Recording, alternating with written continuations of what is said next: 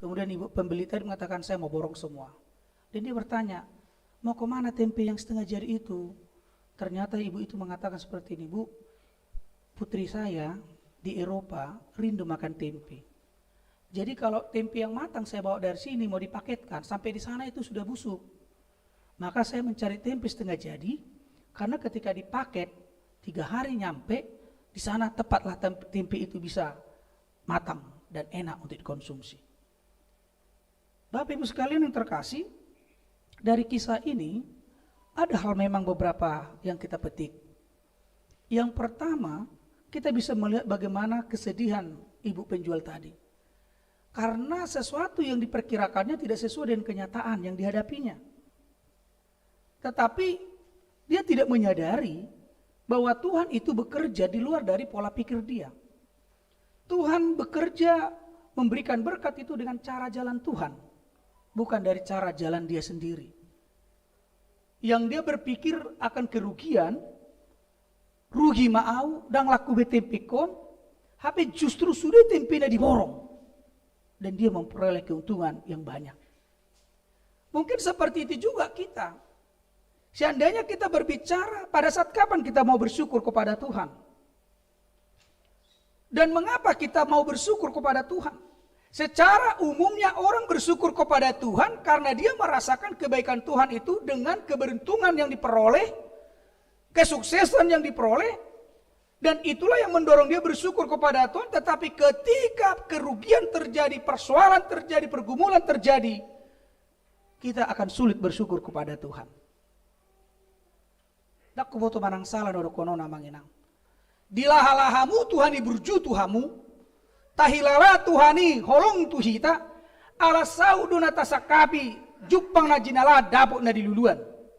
Alai molona masa tungolumuna, baru kilon si tonon. Saya hilalado Tuhan ini tidak peduli dan mengasihi kita.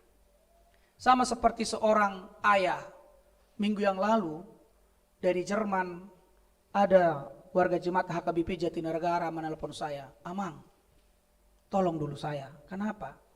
Ternyata putrinya yang berusia 30 tahun, baru 1 tahun berangkat ke Jerman, diserang kanker stadium 4 dan meninggal dunia di Jerman. Pada saat itu dia bingung, dia mau ngelubi kemana pendeta. Ternyata pada masa lockdown, saat ini di Jerman, tidak bisa membawa mayat ke Indonesia. Padahal putrinya ini memesankan sama dia, Amang, Pak, kalau saya nanti meninggal, bawalah mayat saya ke Indonesia. Di Jerman sangat ketat, posisi lockdown sekarang tidak bisa.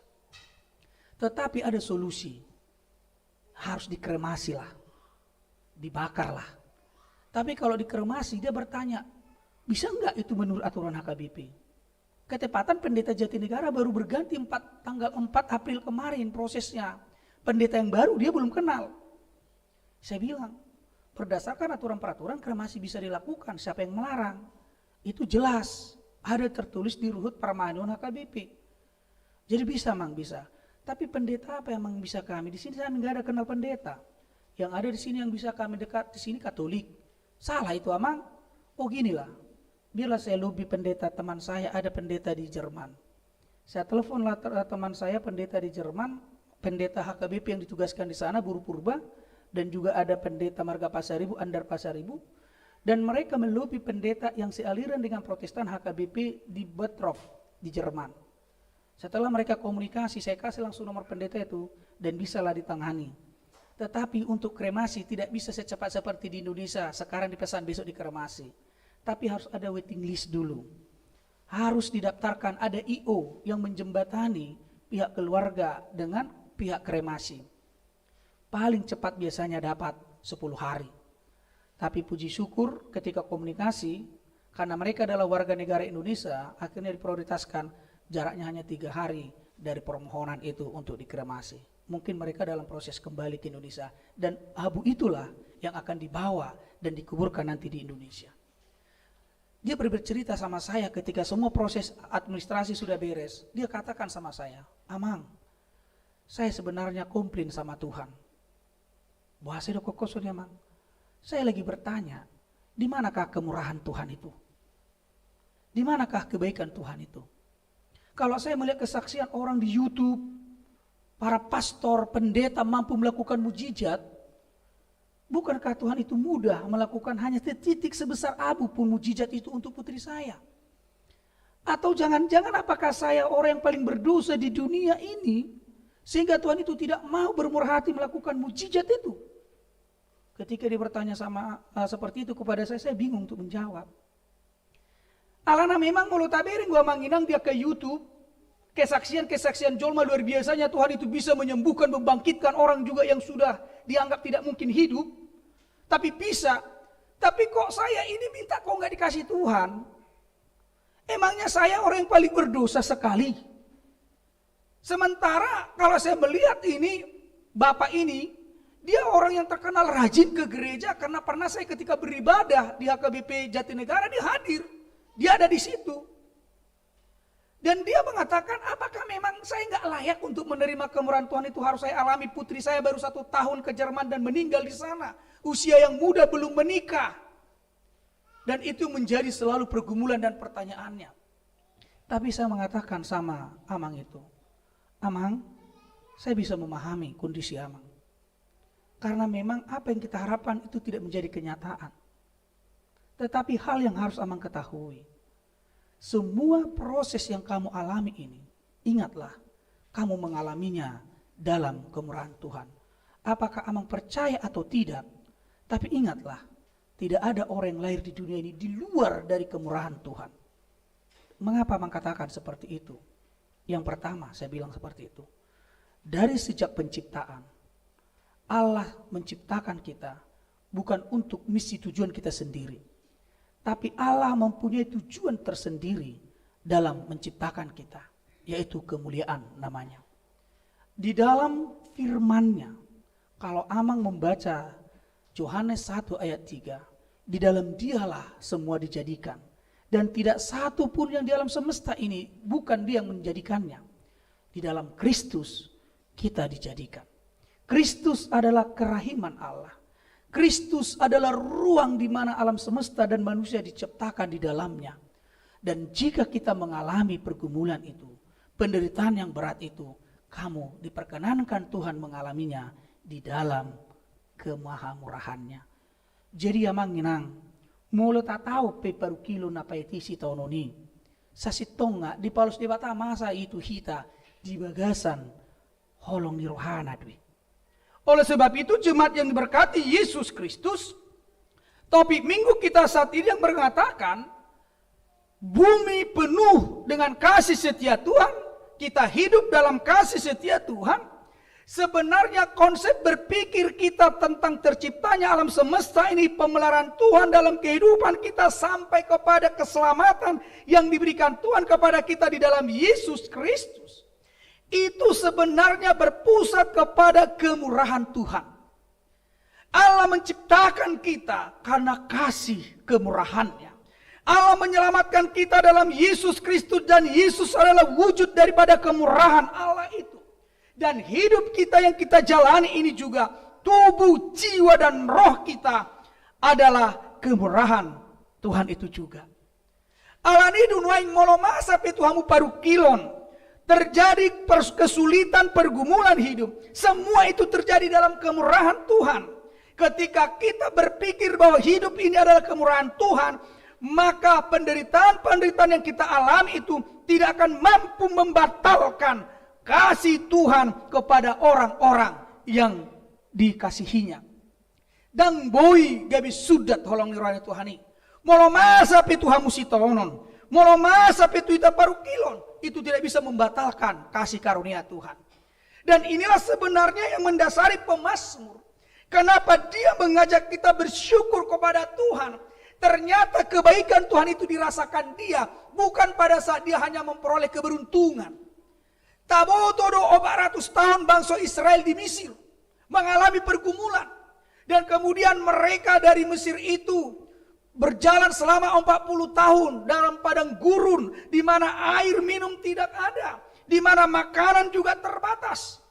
Tetapi dalam kondisi seperti itu mereka menyadari, sekalipun umat Israel berdosa, sekalipun mereka tidak setia kepada firman Tuhan, ternyata kasih Tuhan itu selalu mengalir kepada mereka. Mengapa?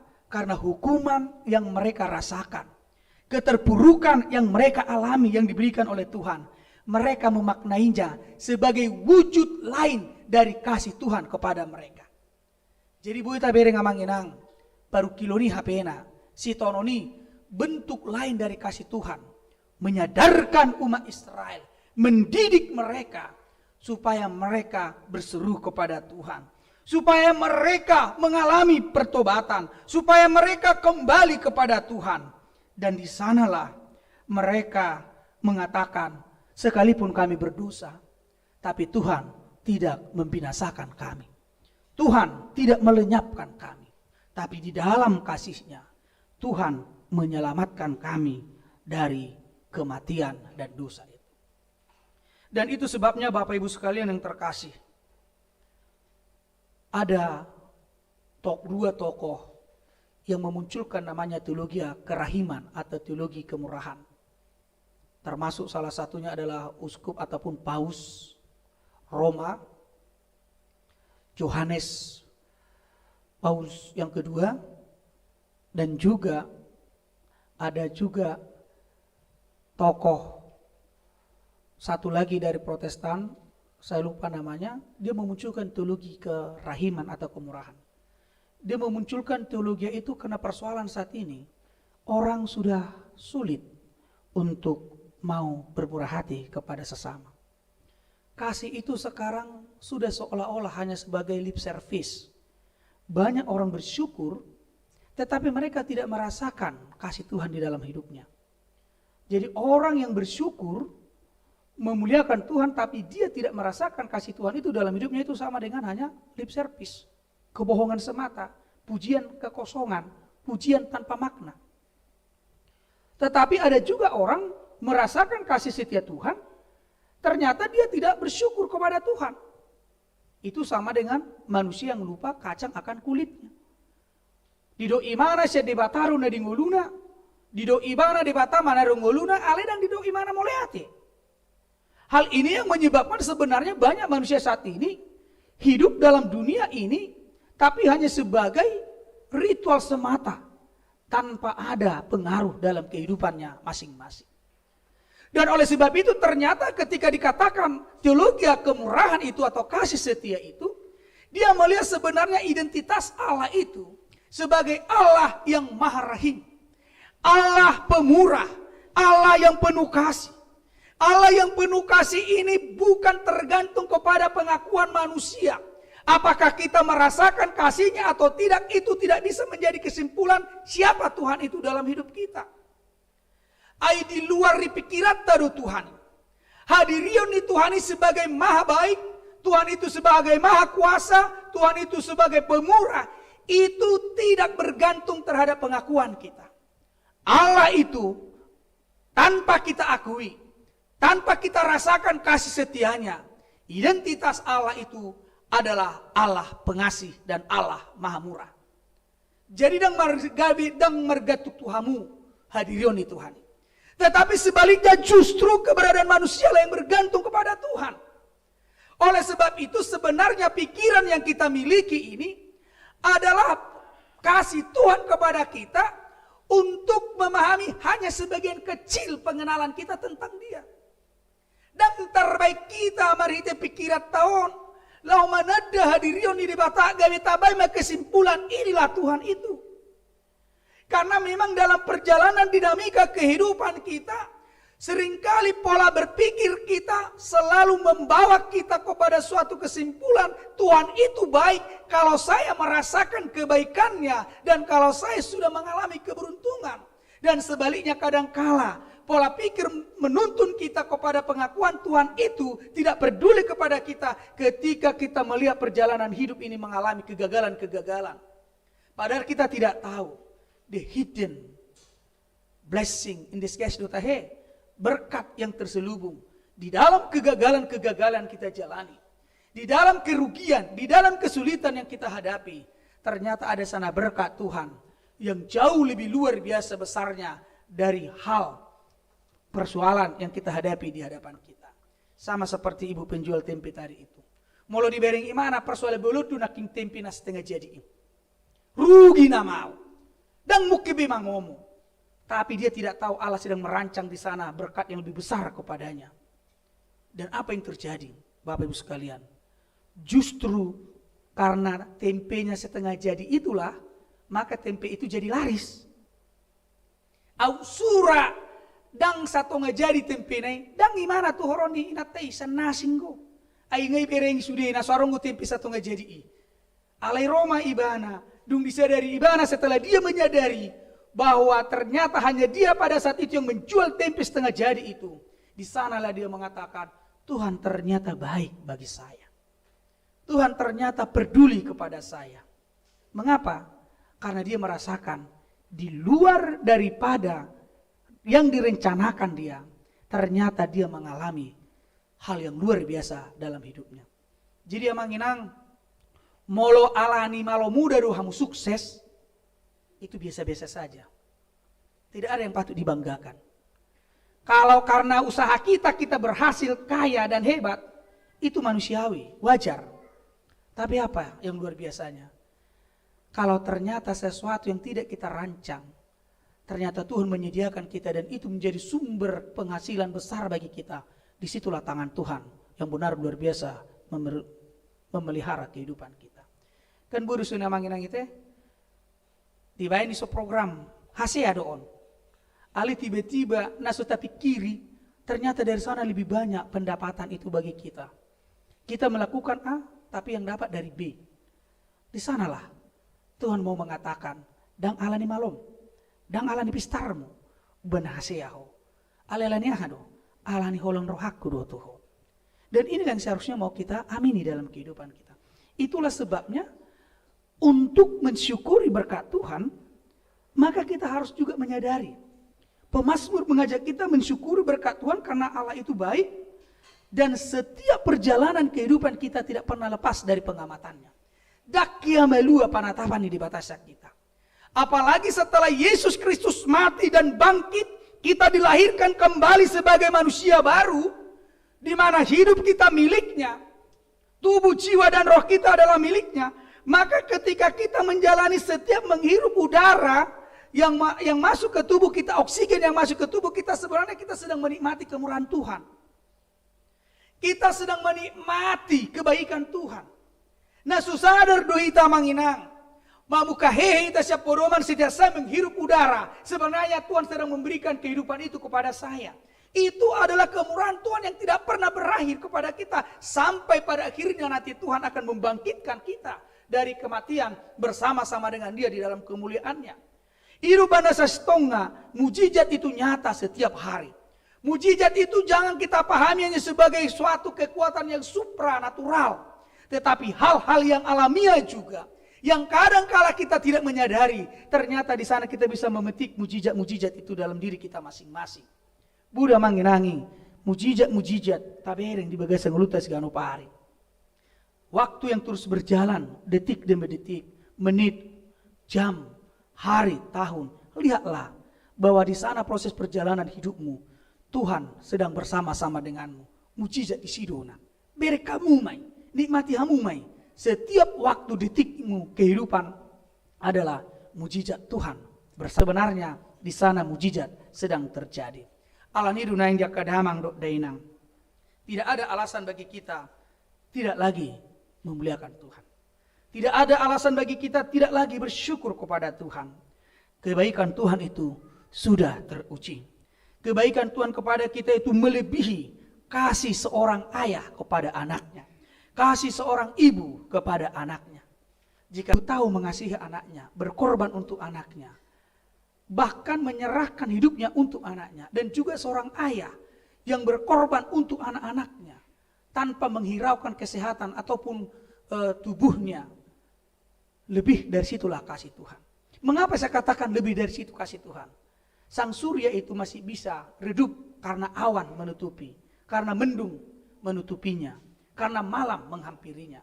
Tapi kasih Allah justru di dalam kegelapan terpancar terang kepada orang-orang. Allah mengasihi kita bukan karena kita orang baik.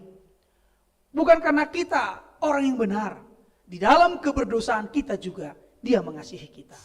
Dia peduli kepada kita pada saat kita jatuh, pada saat kita terpuruk. Bahkan Dia mengorbankan Kristus, anaknya sendiri. Itu sebabnya menjadi pertanyaan, siapakah kita ini? Iseduhi tawon. Bahasa pola ikoleononi di mata Kristus Yesus gabi pardengganan. Adakah sesuatu yang diuntungkan bagi Tuhan kalaupun Dia membiarkan manusia ini mati semua ke dalam dosa? Adonggo harua pangomoni Tuhan Isa kita? Adakah Tuhan ingin mengambil keuntungan dari kita ketika Tuhan itu mengasihi kita? Apa yang mau diambil Tuhan dari kita? Bukankah kita ini hanya sebagai debu tanah? Tidak ada hal yang patut yang mau Tuhan ambil dari kita. Tanpa kita juga Tuhan itu maha besar. Tanpa kita muliakan juga Tuhan itu maha mulia. Oleh sebab itu sebenarnya apa yang mau patut kita banggakan? Adakah sesuatu yang mau kita tunjukkan kepada Tuhan? Aku ini hebat Tuhan, aku ini luar biasa. Tidak ada. Karena Tuhan melihat kita sebagai ciptaannya di dalam kasih karunia. Hidup kita mararga manginang. Kasih Allah lah, kemurahan Allah lah yang menyebabkan kita berharga di mata Tuhan. Bahkan kematian orang yang percaya itu adalah berharga di mata Tuhan. Jadi alan itu udah ngarung nabui HP na patut si bangga honotta. Nah patut yang kita sombongkan di hadapan Tuhan tidak ada. Karena semua itu hanya karena kasih karunia Tuhan. Hanya karena pemberian Tuhan. Dan itulah kiranya menyadarkan kita, mengingatkan kita, kita itu tidak ada apa-apanya. Kita itu tidak bisa mempengaruhi keberadaan Tuhan. Mau kita sembah pun Tuhan itu beribu kali, berjuta kali. Mau kita bawa juga persembahan itu sebanyak mungkin. Kita bangun kemegahan gereja yang besar. Orang-orang tertentu yang merasa dia sudah berjasa di gereja tidak akan pernah mempengaruhi identitas Allah kita. Tidak akan pernah mempengaruhi keberadaan Allah kita. Tetapi di dalam semuanya itu Tuhan memperkenankan. Karena hanya kasih karunia-Nya lah. Kasih Tuhan itulah yang memberikan bagi dirinya sendiri ruang. Ibu kay mana maruang ngon di bagasan rohanaon iba ini mana macol mana tinopanai sude di bagasan dirinya sendiri. Sama seperti yang dikatakan oleh Yesus Kristus. Sama seperti kita ya Bapa, Engkau ada di dalam aku dan aku ada di dalam Engkau. Supaya dunia ini percaya dan mereka juga ada di dalam aku. Jadi sasitong ngamanginang holongi rohaido nama bahin buka marohanaon. Ibae mahite di bagasan nuluna, di bagasan dirinya sendiri. Allah memberi ruang itu kepada kita karena kasih setianya. Nah, oleh sebab itu dampaknya juga kepada kita sekarang adalah sebagai orang yang penuh kasih setia. Orang yang peduli, orang yang betul-betul memberi ruang kepada dunia lain. Kita juga terpanggil menjadi pemurah. Kita terpanggil juga menjadi makhluk yang pengasih. Iku bodoh hitatong maniru hadiron itu hatai. Meneladani dia penuh kasih kepada dunia ini. Ketika kita mengasihi seseorang, sebenarnya kita sedang memberi kepadanya ruang di dalam hati kita tentang dirinya. Jadi dang berpikir diriku sendiri biau. Holongi manuaing nama buka gabe uka marohakon majakon halak nasing. Seseorang itu yang dianggap berbeda, yang dianggap tidak penting, tetapi kasih telah membuka hati saya di mana dia bisa berada di dalam diri saya. Jadi holongi du HP sama seperti seorang Samaria yang baik hati, yang menolong orang yang sedang disamut. Dia tidak mengenal, tapi ketergerakan belas kasihan membuka hatinya, memberikan ruang bagi orang lain di dalam dirinya sendiri. Jadi hidup banedok kenamanginang, kasih itu menghidupkan, kasih itu menyelamatkan, kasih itu peduli kepada orang lain. Kasih itu bukan hanya konsep, tapi kasih itu adalah tindakan nyata yang memberikan kehidupan bagi orang lain. Alanidu noai ngamanginang dang gajang betrupukon. Firman Allah saat ini sedang kita simpulkan dengan satu kalimat. Bersyukurlah kepada Tuhan. Karena kasih setia Tuhan, kemurahan Tuhan tidak pernah habis-habisnya memelihara kehidupan kita. Amin. Kita berdoa. Puji dan syukur kami ucapkan kepadamu ya Tuhan. Kasih setiamu dan kemurahanmu tidak pernah berakhir mengasihi umatmu. Kasihmu itu semakin kami rasakan ketika Engkau telah memberikan Kristus Yesus sebagai Tuhan dan Juru Selamat kami yang hidup. Tatkala kami pada saat itu dalam kondisi berdosa, saat ini bukankah lebih besar lagi kasih karunia-Mu kami rasakan setelah Engkau telah menebus kami di dalam Kristus Yesus Tuhan dan Juru Selamat kami yang hidup, sehingga kami memperoleh keselamatan dan kehidupan itu. Janganlah kiranya Tuhan kasih setia-Mu berlalu dari kami, tapi biarlah kasih setia-Mu dan kemurahan-Mu senantiasa menaungi kehidupan kami di tengah banyaknya pandemi yang harus kami jalani saat ini, di tengah kerapuhan yang kami alami karena persoalan-persoalan. Kasih setia-Mu telah merengkuh kerapuhan kami sehingga kami mendapat keselamatan dan kesempurnaan hidup di dalam Engkau. Berkati semua Tuhan warga jemaat HKBP Resort Diaspora ini dengan berbagai dinamika kesulitan pandemi yang mereka jalani dan mereka harus hadapi. Sebab kami yakin dan percaya ketika Engkau merengkuh kami di tengah pandemi ini, kerapuhan-kerapuhan yang kami miliki menjadi kekuatan bagi kami untuk dapat bersama-sama dengan Engkau. Kerapuhan itu mengajarkan kami bahwa kami adalah manusia yang terbatas, makhluk yang lemah. Dan kondisi itulah yang mendorong kami untuk mengandalkan Tuhan di dalam iman percaya kami kepadamu. Biarlah Tuhan, di dalam kelemahan kami, di dalam kekurangan kami, di dalam kerapuhan itu, Tuhan bertindak menyempurnakan hidup kami. Sehingga nyatalah kasih setia Tuhan, kemurahan Tuhan menghampiri kehidupan kami. Berilah kekuatan kepada warga jemaat yang lemah, kesembuhan bagi warga jemaat yang sakit, dan penghiburan bagi warga jemaat yang sedang bergumul, yaitu mereka yang berduka karena banyak hal yang harus mereka jalani. Tuhan, warga jemaat yang ada di rumah mereka masing-masing, karena Tuhanlah yang memberkati mereka, menuntun mereka, khususnya mereka kaum lansia, penyakit yang menahun, ibu yang menyusui, yang tidak bisa bersama-sama dengan kami untuk beribadah di jemaat-Mu ini. Karena Tuhanlah yang memberkati mereka, sehingga ketika walaupun mereka beribadah di rumah mereka masing-masing melalui aplikasi YouTube ataupun Facebook, tapi kasih setia Tuhan tidak pernah menyertai kehidupan mereka.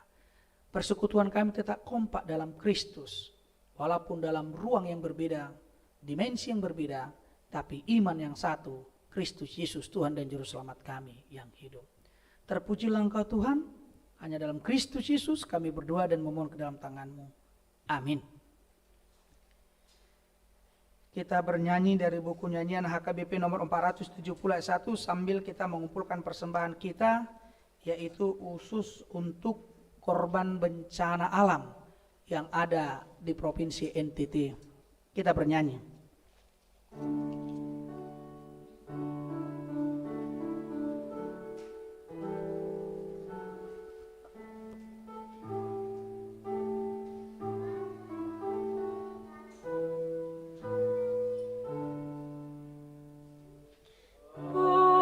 Berdayakan diriku ya Tuhanku,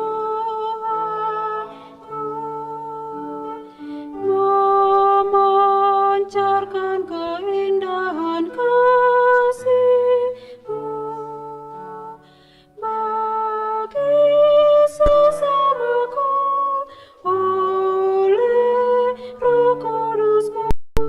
Dari hatiku terpancar kasih-Mu. Berdayakan diriku ya Tuhanku, memancarkan keindahan rahmat-Mu oleh Roh Kudus-Mu. Nyatalah rahmat-Mu, dari hatiku terpancar rahmat-Mu. Ayat 3 bagi berdiri. Berdayakan diriku ya Tuhanku, memancarkan keindahan di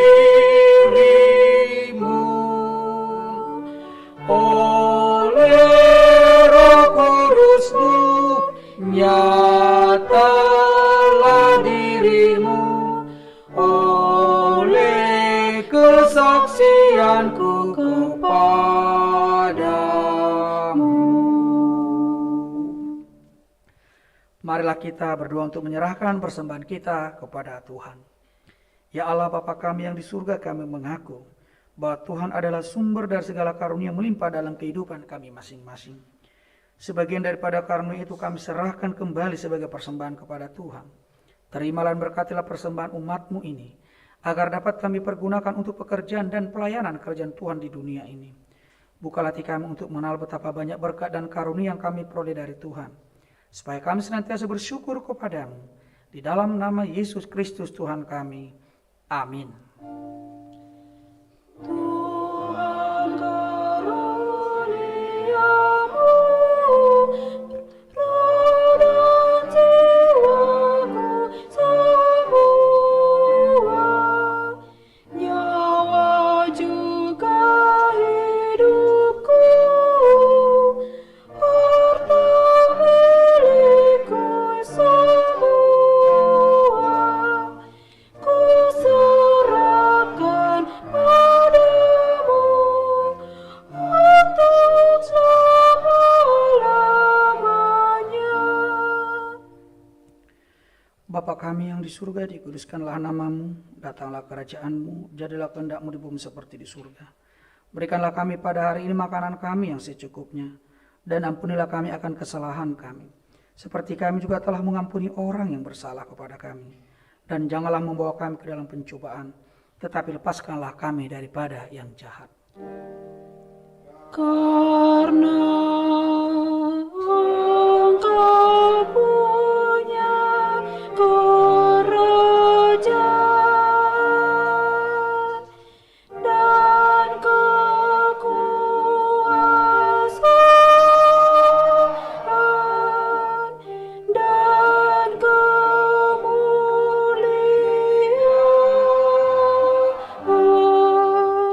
sampai selama-lamanya.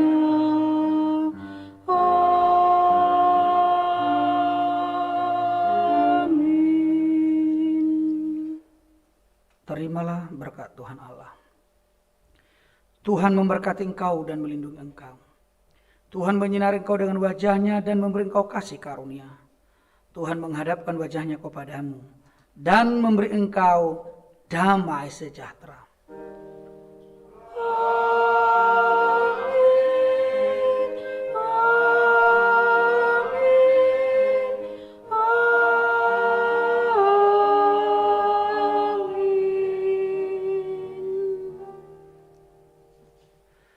Shalom, Bapak Ibu sekalian yang terkasih dan juga warga jemaah HKBP yang mengikuti di rumah masing-masing. Kami dari para halaru HKBP Resort Diaspora, Soma Juita Amang Kota Barat, asa pasaton selama hari Minggu teh. Pendeta dan liturgis dan semua warga jemaah HKBP Resort Diaspora dalam gedung gereja menyampaikan kepada semua warga jemaat yang mengikuti ibadah di rumah masing-masing, mengucapkan selamat hari Minggu bagi kita semua. Horas Madhita.